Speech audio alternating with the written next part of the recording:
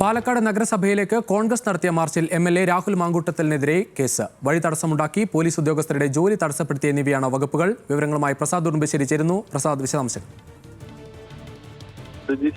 ഇന്നലെയാണ് പാലക്കാട് അവിടെ RSS നേതാവ് ഹെഡ്ഗേവാറിന്റെ പേര് നൽകിക്കൊണ്ടുള്ള നൈപുണ്യ വികസന കേന്ദ്രത്തിന്റെ പേര് നൽകിയതുമായി ബന്ധപ്പെട്ട് വലിയ പ്രതിഷേധം നടന്നത്.